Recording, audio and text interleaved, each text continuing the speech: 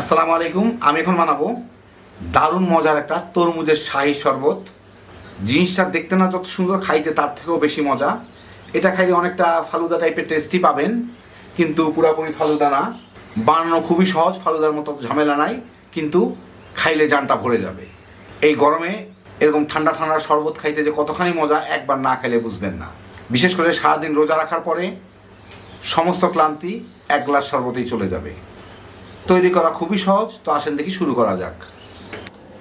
আমি এখানে প্রায় 3 টেবিল চামচ তোকমা নিয়ে নিছি। এই দেখেন, এটা হচ্ছে তোকমা। এই জিনিসটা হচ্ছে, আরো কাছ থেকে দেখাই,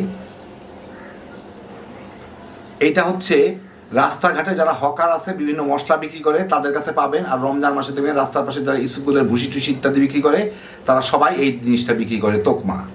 অথবা কোনো মুদির দোকান যারা মশলা বেচে তাদের কাছে পাবেন। এখন আমি এর সাথে কিছু পানি মিলাবো। পানি মিলাইলে এই জিনিসটা একটু ফুলে পাশে একটা জেলের মতো তৈরি হবে, সাদা সাদা রঙের একটা জেল তৈরি হয়। এটা চতুর্দিকে একটু ভিজায় রাখলে এটা হয়ে যায়। রাস্তায় যারা শরবত বিক্রি করে, শরবতের মধ্যে যে কালো কালো দানা, পাশে একটু সাদা সাদা কেমন জিনিস থাকে, ওইটাই হচ্ছে তোকমা। এ দেখেন, দেওয়ার সাথে সাথে কেমন একটু সাদাটে সাদাটে হয়ে যাচ্ছে। এই কয়েক মিনিট ভিজায় রাখলেই হয়ে যাবে। সবগুলো পানি নিচে ডুবাই দেই। এই যে দেখেন কেমন হয়ে গেল। এখন এইটা আর একটু সাদাটে সাদাটে হয়ে যাবে।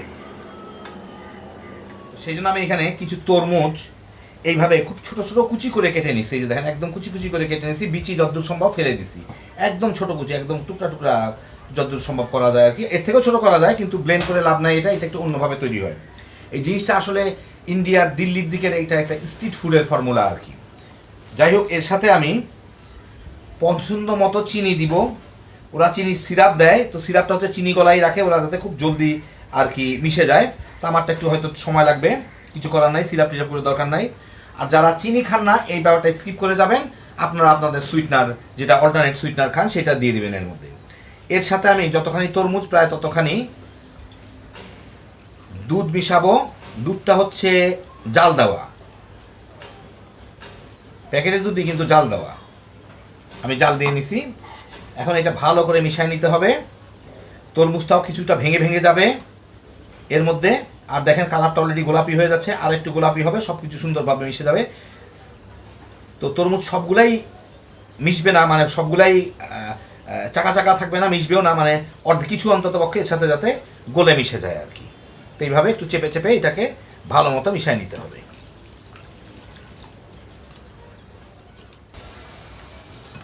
তো মোটামুটিভাবে আমি মিশিয়ে নিলাম। কিছু আস্তে আস্তে, কিছু একটু মানে একটু গলা গলা টাইপের হয়ে গেছে। এই একই ফাঁকে আমার দুধটাও মিশে গেছে, মানে চিনিটাও মিশে গেছে। এখন আমি আপনাদের পরিবেশন করে দেখাচ্ছি। পরিবেশনটাই আসল, তৈরি করা কোনো ব্যাপারই না। এখন পরিবেশনের পালা। আমি প্রত্যেকটায় একটু করে বরফ দিচ্ছি। প্রথমে অল্প একটু দেই, কারণ ঠান্ডা আছে, আমার তরমুজের রসটা ঠান্ডা। এখন এর মধ্যে দিতে হবে এই তরমুজের যে জুসটা করলাম, সেইটা, তরমুজ আর দুধের।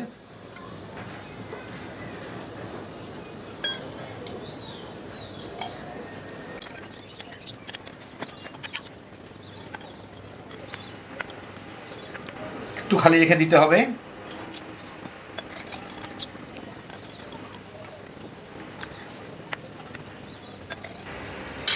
দিলাম। এখন এর উপর দিতে হবে আমি যে তোকমাগুলাকে ভিজায় রাখছিলাম, সেই তোকমাগুলাকে।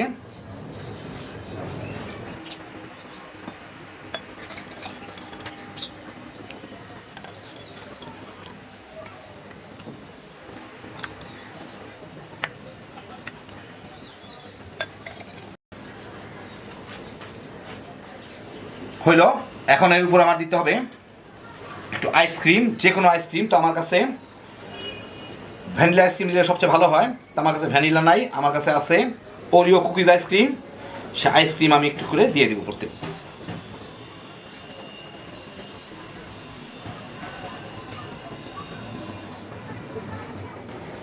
স্ট্রিট ফুডেরটাই উপরে আইসক্রিম দেয় না, আমি দিলাম, খাইতে মজা লাগে। খুব সহজ তৈরি করা, যে কোনো ধরনের আইসক্রিম দিতে পারেন। আইসক্রিম না দিলেও এটা মজা লাগে, আইসক্রিম দিলে এটা অনেকটা ফালুদার মতো লাগে আর কি।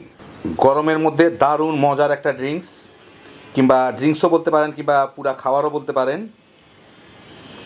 রমজান মাসে ইফতারের সময় দারুণ কাজে লাগবে। খুবই সহজ তৈরি করা, আপনারাও দেখে গেলেন। এখন খালি বানাইবেন আর তামা তামা করে খেয়ে ফেলাইতে পারবেন। আল্লাহ আপনাদের সবাইকে ভালো রাখুন, সুস্থ রাখুন, নিরাপদ রাখুন।